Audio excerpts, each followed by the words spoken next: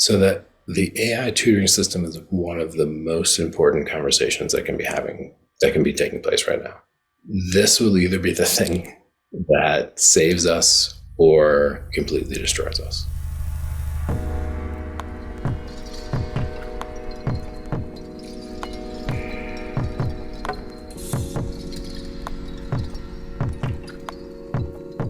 Hello, everyone. My name is Stephen Parton, and you're listening to the Feedback Loop by Singularity. Before we jump into today's episode, I'm excited to share a bit of news. First, I'll be heading to South by Southwest in Austin on March 14th for an exclusive Singularity event at the Contemporary, a stunning modern art gallery that is in the heart of downtown Austin. This will include a full day of connections, discussions, and inspiration with coffee and snacks throughout the day, with an open bar celebration at night. So if you're heading to South by and you're interested in joining me and having some discussions, meeting our community of experts and change makers, then you can go to su.org/basecamp-South by Southwest, which I will link in the episode description. So you can sign up for this free invite-only event. And just to note, it is not a marketing ploy when I say that space is genuinely limited. So if you are serious about joining, you probably want to sign up as soon as you can and get one of those reserved spots. And in other news, we have an exciting opportunity for those of you with a track record of leadership who are focused on positive impact. Specifically, we're excited to announce that for 2023, we're giving away a full ride scholarship to each one of our 5 very renowned executive programs where you can get all kinds of hands-on training and experience with world-leading experts. You can find the link to that also in the episode description. And once more, time is of the essence here because the application deadline is on March 15th. And now on to this week's guest, writer, educator, and futurist Zak Stein, who is well known for co-founding the Consilience Project with Daniel Schmachtenberger, as well as his recent publication, Education in a Time Between Worlds, Essays on the Future of Schools, Technology, and Society. In this episode, Zak takes us on a well-articulated tour of the philosophical and sociocultural conditions that are causing us to fail at our central task of educating the next generation. Along the way, we discuss how technology is playing a role in this struggle for sense-making, from social media to the future of AI tutors. Much of this, Zak explains, is due to the current issues that are taking place in the informational landscape, issues that he explains could have catastrophic consequences if not rectified. But Zak can explain this all so much better than I can, so without further ado, please welcome to the Feedback Loop, Zak Stein.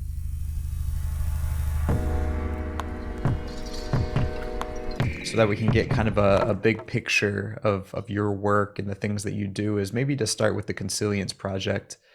And what motivated you and Daniel Schmachtenberger to put together that organization? So the Consilience Project was born in the wake of the many crises that followed from COVID. In a sense, we had brought together a team of researchers to kind of look at the information ecology, try to figure out what was going on. And this led us to a set of important reflections on the sense-making crisis, which had already been named by Daniel and others. And so we began just a systematic approach to trying to articulate the questions that were most basic to understanding the nature of the sense-making crisis and the threat that the total confusion of the media ecosystem has generated at the individual and the institutional kind of bureaucratic decision-making level. So that was the impetus. And in a sense, the prior impetus was to begin a conversation about existential and catastrophic risk, and specifically what we now would call the meta crisis, but this overarching threat to the nature of civilization and possibly the continuity of life itself. And we realized that we couldn't really even have that conversation in a public forum because of the state of sense-making itself. So the first move to even begin a conversation about the future of civilization is to make a place where that conversation is actually possible. And at first we were attempting to address the media itself. And then realized that a better approach would be to reflect on the nature of the sense-making crisis. And so that was the hope. And now we're moving the work to a place where we're going to begin to speak of the meta crisis. Could you talk a little bit about how the information ecology and the meta crisis that we find ourselves in came about? What was the, I guess, arc that brought us to this point? Was it something that was pretty dormant for most of civilization and then got really exacerbated because of technology, because of the internet, because of social media? Like, was there any real ramp up points or milestones that really drove this into the place of disorientation that we are now? Kind of depends who you ask. Not in a relativistic sense, but in the sense that it's a truly interdisciplinary question. That one of the ways to think about the meta crisis is as a kind of acausal or nexus causal type of phenomenon, where you're looking at many, many complex causal pathways into this phenomenon, which is in a sense an emergent phenomenon from the many subsidiary crises and the generator functions of those. So there really are very truly distinct and comparably adequate perspectives on the issue. One perspective would be, yes, this is primarily about exponential technology brought into the context of societies that are kind of operating the way societies always have. And then you bring exponential technology and you've changed everything. There's also one that this is fundamentally more about technologies of media, which is to say technologies of communication. So there's a McLuhan-esque type characterization of this, which sees it as essentially the meta crisis being some kind of inevitability of the digital.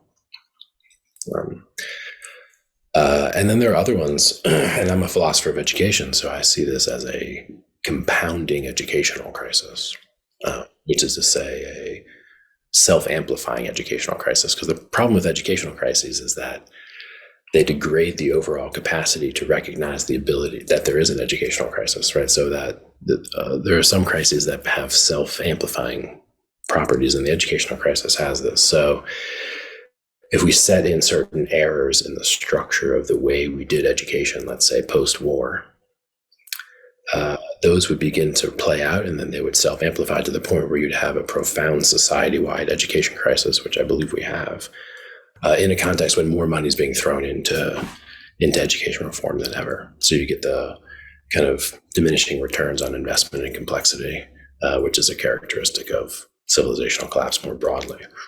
So those are three. There's other views. Economic.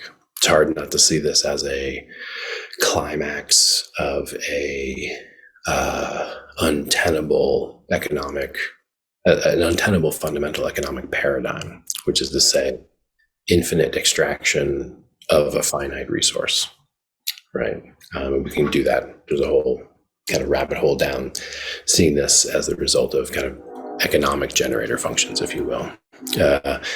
And that's the problem with the meta crisis, is that there's not one route. There's actually many, many routes, many interanimating crises, which means that mitigation of such a crisis, such a meta crisis, requires a concerted effort of many very distinct groups.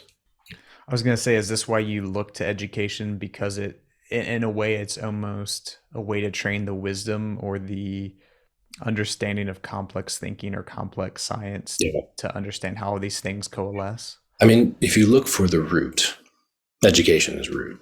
Yeah. All of the other crises are fundamentally crises of human decision-making.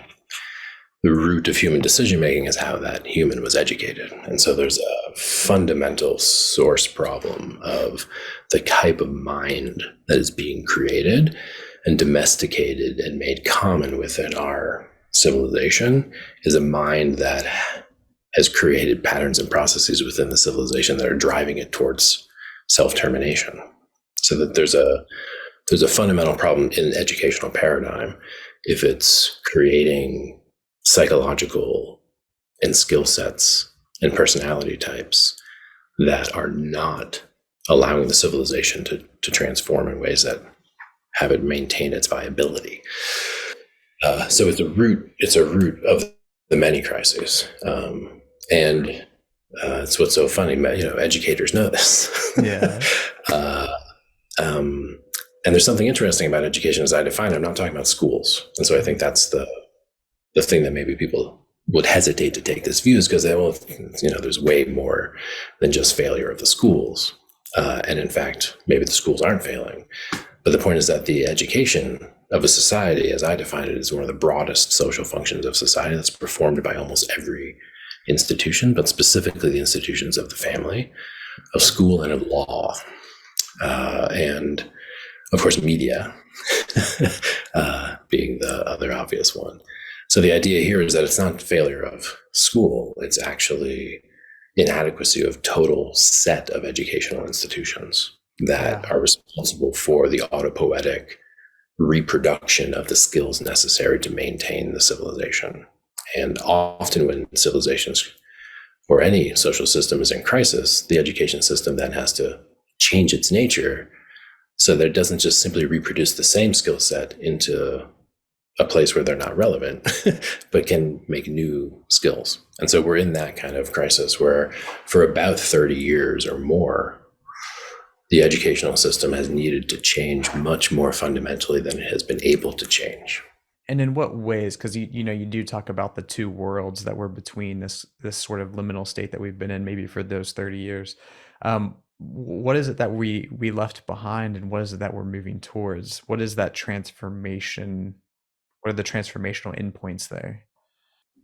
There are several, and they kind of pull together some of the threads because it's related to the interdisciplinary of education as a problem space, right? So when you think about what happened from 1972 to 2000, and then from 2000 to now in the large-scale public school system, let's say in the United States, right? You had a profound move out of a prior model. So you got the birth of the great American high school, which was the climax of the kind of modern architecture for large-scale public kind of bureaucratic school systems. Right? Prior to that, in the United States, you still had one-room schoolhouses, right? You just have to know that, like the total kind of creation of what we think of as the public schools now. The concept goes way back to our friend John Amos Comenius and others moving through the Enlightenment. But, the beacon to the world that America sent out, post-war America, as part of the Cold War competition was a size and scope of public bureaucracy for schooling that was unprecedented. And it was specifically the perfection of a kind of factory model of schooling. And it was training specifically American citizens. So this was the height of the American civic religion. That the civil rights movement in the United States was one of the most important kind of world historical, ethical things that the United States was able to kind of do. Where did that occur? In the conversation about schooling. Fundamentally, it was in the conversation about schooling, that it was in the American schools that we were able to exemplify democracy. And this is, of course, again, related to the Cold War. Sputnik, the launch of Sputnik was one of the things that actually galvanized this in the kind of full investment in a very complex bureaucracy for training American citizens. As you move into the 80s and 90s, you get a transformation out of the model of training for a kind of civic religion of American citizenship and into the kind of Gates era of philanthropic investment in education, which moved from the large factory school to something like the small startup charter school or mini high school, where you take a large high school and disaggregate it into a bunch of small focused ones, which look a little bit like startup companies. And you invest a lot in digital technology. And the civic religion of America has kind of been on the decline. And so now you're promoting something like a 21st century skills, planetary citizenship in a global economy, right? But note the difference here, right? You're preparing people to be individuated workers in a digital workforce made up of small little unit companies, which may not be viable, as opposed to training them to be American citizens, to work in factories and to become scientists and to beat the Russians. So is this a big part of the issue here then, is these kind of economic incentives that come along with maybe increased globalization and the increased scaling of digital technology that makes something like a more meaningful education less valuable? Well, so there's the redefinition of what it means to be a well-educated, Yeah. and that's been always slowly changing. And the shifting of allegiance, of identity, which is one of the things the school does. And understand, it's like the American civil religion was not great. Like one of the reasons that we push towards this multicultural 21st century skills global citizenship thing was because of how kind of bad simple nationalism is. And the emergence of globalization as a phenomenon, which takes root in the late 80s and through the 90s, and now by 2000s, just a no-brainer. That's just the supply chains, the information flows, the instantaneousness of communication through digital technologies forces the issue of global dispositions. So it's a long, complex history, and this would be a diversion, but it's important to see that there have been these logical progressions in the large-scale public school systems, and the ones we're in right now, we're kind of in this ceiling effect where we actually need to completely disassemble the thing. That the digital portended something much, much greater than it has realized in the context of education.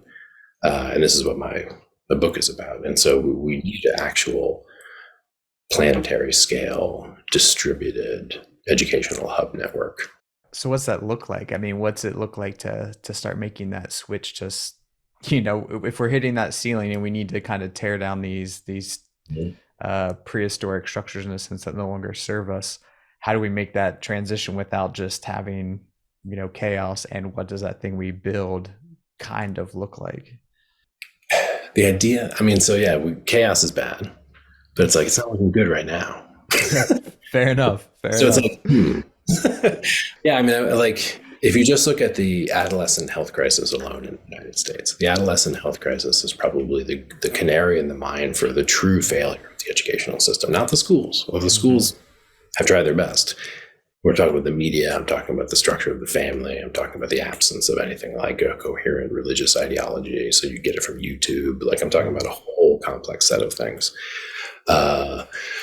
which have made it so that we are truly in an unprecedented, and if you're a psychologist, frightening situation of adolescent mental health, where it's not clear that as these individuals become adults, they will be able to take over the responsibilities they will have to for the civilization itself to run.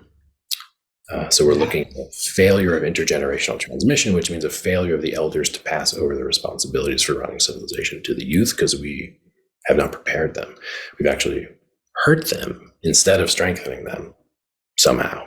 There's an irony here, though, a little bit, if I can quickly point out. I feel like I want to agree with this idea that you're pushing towards, maybe this more decentralized idea. And I often feel very strongly that the more we individualize the instruction to the individual, the better. But also part of what I'm hearing is like the loss of authority, or almost like the Nietzsche's idea of God is dead, without some central hierarchy or informational meritocracy. Part of the issues that have maybe arisen are from the fact that people are being educated through social media rather than through something that kind of gives them a real sense-making apparatus or gives them some curated curriculum. Yeah, the decentralization of educational systems is not the non-hierarchicalization of teacherly authority. Fair enough. In fact, right now, because we have created artificial context where we have made teacherly authority only bureaucratic, we have a situation where people don't know how to engage with teacherly authority at all. And so that's key. So that's a very real concern. In fact, the the kind of like decentralization of knowledge production processes can work against the quality of the knowledge that's propagated. So it's important not to confuse decentralization with absence of quality control in information. Yeah. Is this a value systems issue that's maybe arising a bit from social media as well? Because when I think of the way that, humans as social apes kind of learn what to prioritize, if I was born into this world and I was to look at something like social media and see what was most had the most valence and the most salience and was most rewarded by society, I would not see something that makes me think that like being a independent free thinker and like trying to stay out of the chaos is good. I would actually think that wading into the chaos, being controversial, becoming an influencer rather than like a thinker is the key thing here. So I mean, I can't help but think part of the disorientation or the failures in education is part of us just not feeling motivated to be educated in that way or to value those things. Yeah, I mean, there's definitely a shift in cultural value that has contributed Yeah. To the confusion and depression of youth. As so, this is true, but the social media thing is much worse. Actually, social media is predatory on the young. Period. To say that it is preying upon the attention of the young to make money off of them without giving them any benefit. I believe it's widespread low-grade child abuse. I mean, in what other situation do we put kids in where we put kids in front of something which wastes their time, dysregulates their attention, and extracts their attention as a resource to siphon off for money by selling ads, right? So this is something we have normalized, and it is systematically destroying the youth. And that's part of the mental health crisis, is like looking at the adults and be like, why aren't you doing something? Like, this is terrible. It's not good for me. Oh, because you're addicted too. Right. Okay. Sorry. They got to all of us. So the algorithmic capture of attention and then the sequenced exposure to various forms of synthetic media through the infinite scroll, which characterizes massive amounts of time of adolescent experience, isn't just a matter of values. It's literally a matter of central nervous system dysregulation through technology. And so again, TikTok is probably the greatest example of this, but most of them are built to be addictive, and they are not built to educate at all. And they're doing the opposite. And so that's a deep, deep problem. And so how do we solve that problem? By just making schools more like schools, right? We don't just make schools. We'll just throw more standardized tests at the schools, or we'll make them just sit in front of a computer and pretend that's school, right? When in fact, it's exactly the same type of experience they have when they sit in front of social media. And now you've just blurred the distinctions between it entirely, right? So we have to make educational intervention that is more interesting than social media, and we need to regulate social media like what it is, which is an addictive substance that's destroying the minds of the youth. And I sound alarmist, but someone else actually, I don't have the statistics, but bring the statistics in here and let's talk about how it's going with them, and tell me that your child's addiction to Facebook or TikTok or YouTube or Instagram or someone I've never even heard of that you don't even know about because you don't know what your kid does on his phone. Let's have that conversation. Instead, we're ashamed of what we're putting the youth through. We've also systematically indebted them, which is another thing you don't do if you want to prepare people to take over the responsibilities of a civilization. You don't make them indentured servants to the people who are currently running the civilization. Yeah. We're the only large industrial nation that's done that. So yeah, it's I believe it's a travesty. And we will slowly see the consequences. We already are. Now, if AI is able to make it so that a lot of the jobs we need done to keep civilization going can be done by machine intelligence, then the fact that we just made the future workforce completely incompetent isn't as big of a problem. We've also made them very docile and completely manipulable in terms of these social media technologies. So there's another scenario where we just build something like a complex zoo, and we house the youth in it, and extract the ones who are needed to do the most creative work. So none of these scenarios are good. So the AI intervention is another thing that the educators have to be very wary of. Both AI-induced systemic unemployment and AI tutoring systems. What do you think about the tutoring systems? Do you think that would be good for making it more individuated, helping kids kind of find their own DAO, so to speak, their own personal path that's meaningful to them and intrinsically motivated? So that the AI tutoring system is one of the most important conversations that can be taking place right now. Like this will either be the thing that saves us or completely destroys us. Yeah. And so there's so many AI risks, and like this is one of the things that I do think about risk. And as a philosopher of education, I think a lot about a weird class of risks, which are the risks that have to do with intergenerational transmission, right? Which is, and I've already named it here, but if you fundamentally disrupt intergenerational transmission, you've just destroyed your society. Do you think that gap is part of the issue here in a sense, because the previous generation just doesn't realize how quickly things are changing with technology and therefore can't understand it? I'm saying that the AI tutoring system makes possible a catastrophic bifurcation of intergenerational transmission of a type that could never exist without this type of technology specifically. Because what you're going from is the human being is a biological being that is raised by other human beings to the human being who is a biological being who is raised by a machine. So now you imagine an AI tutoring system, depending on the rate of adoption of the tutoring system. And again, everyone's thinking AI tutoring, oh, it's like a teacher. No. This is an AI socialization system, right? Don't think they're not coming for your parenting, right? They're coming for parenting. The AI parent is coming. It almost has to by default. I mean, it has to. It's the most fundamental unit of where education resides. And so the interesting question when you have the AI tutoring system that has catastrophically bifurcated intergenerational transmission and created a generation raised by machines, not raised by humans, what did it tell them about the prior humans, which created it, which it did not raise? So this is two questions, but given that the Consilience Project and a lot of what you're working on is figuring out how we navigate this transformation, navigate into this future, and one of those things involves governance.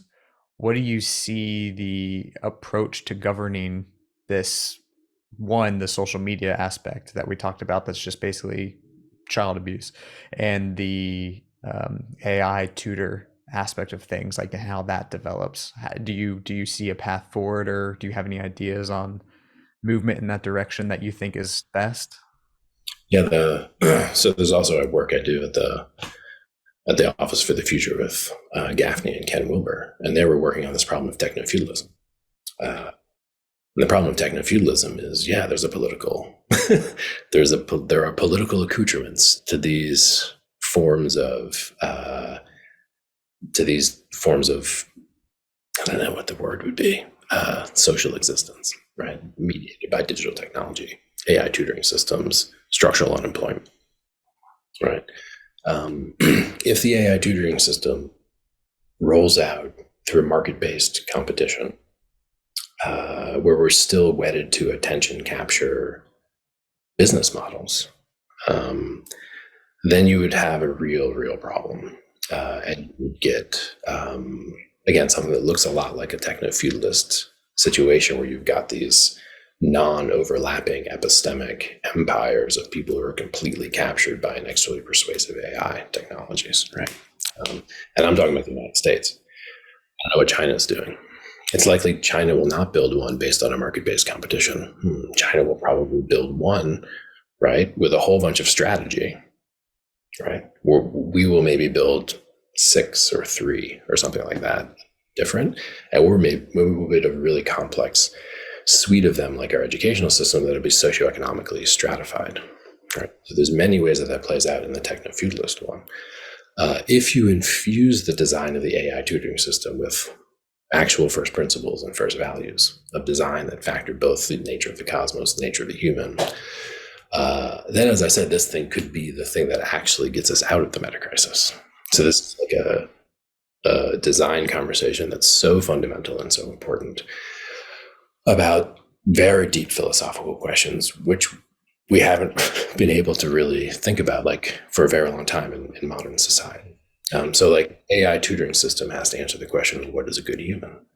Right. And I was going to ask you, do you have a direction you lean in towards what that more harmonious relationship with what it means to be human looks like compared to what I know you've called in the past the nihilistic design of technology? Mm-hmm. Like, do you have a bit of a vision of what that looks like? What are some of the characteristics of that healthier human dynamic that you think we could point towards? So in education technology specifically, I believe that no education technology should ever be designed to obsolete human relationship. This is big. And this goes back to Skinner, which is what Gaffney and I are writing about in the Techno Feudalism context. It's like the original idea of the teaching machine goes way back. And it's precisely the idea of me and a machine alone. And that's what Khan Academy is. I mean, that's what all of the digital educational enterprises primarily are ways to make it so that your engagement with a machine is maximally educationally beneficial, right? If we keep running that model, then we'll get an AI tutoring system that knows more about you than any teacher or parent possibly could know about you, and knows more about the world than any teacher or parent could possibly know about the world. And it can match its knowledge of you with its knowledge of the world and become the most charismatic, persuasive, beautiful, caring, loving, teacherly authority. Doing what?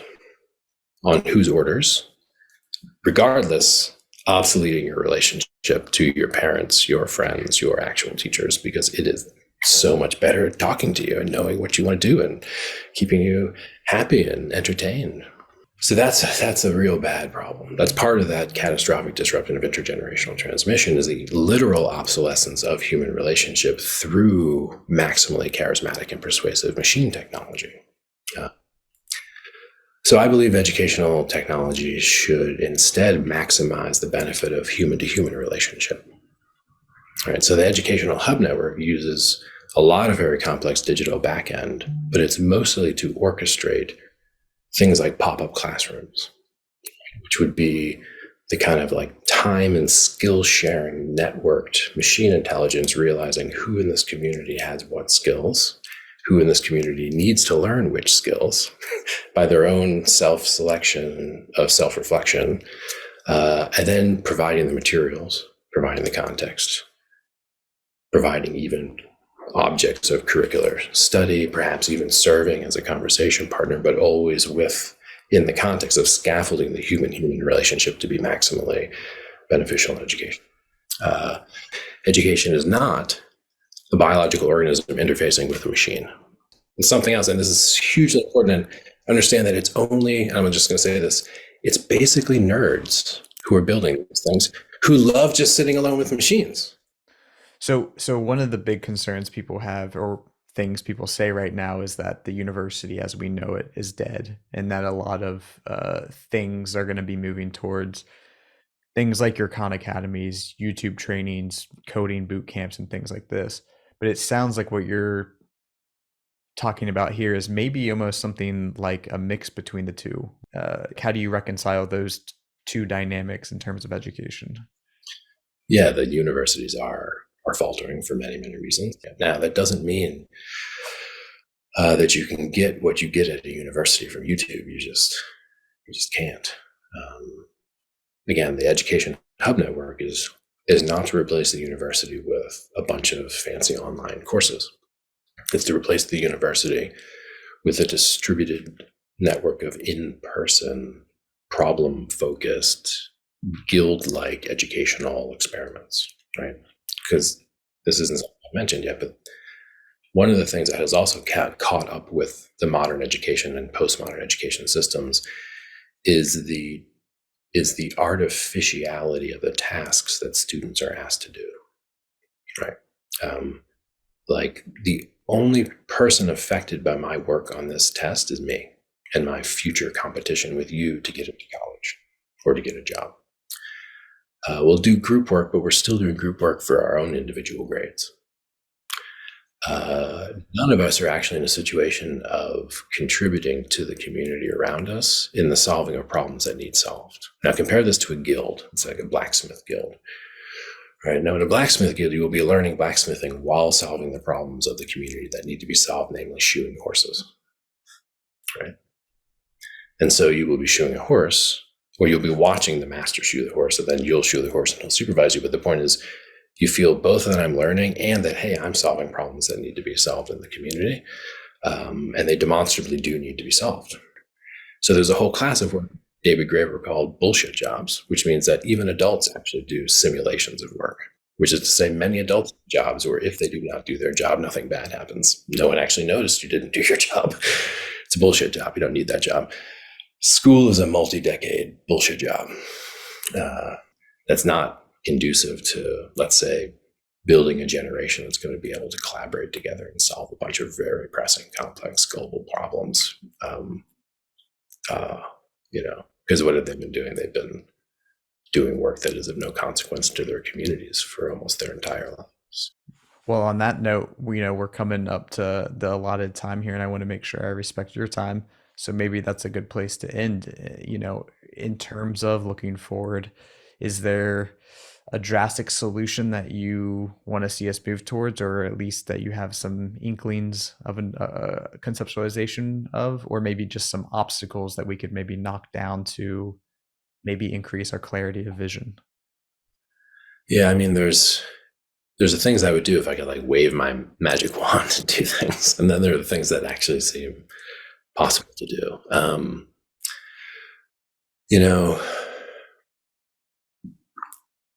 If I could do one thing with my magic wand, I would affect the social media. Like the issue we discussed about the attention capture algorithms and the predation of the awareness and consciousness of the youth, that to me just should stop, basically. And that just seems simple. It's kind of like saying, hey, yeah, kids shouldn't smoke cigarettes. I'm not saying that. I'm not saying don't build those things. I'm just saying don't let kids use them, right? And that would make a big difference. It wouldn't solve everything, and you'd have to replace it with something. So you'd have to replace it with something because it's like an addict all of a sudden, But I think there are easy technical ways to solve that problem. The problem is legal, policy, economic. Like, okay, but technically it's not a hard problem to solve. Right. Just cultural politicking. Cultural politics. We just think the algorithm is designed to do what? all of the work of all of these minds and all of these millions of dollars is making this algorithm to do what? What if you changed what that algorithm was intended to do and you put all of the money and resources of those same people into something else?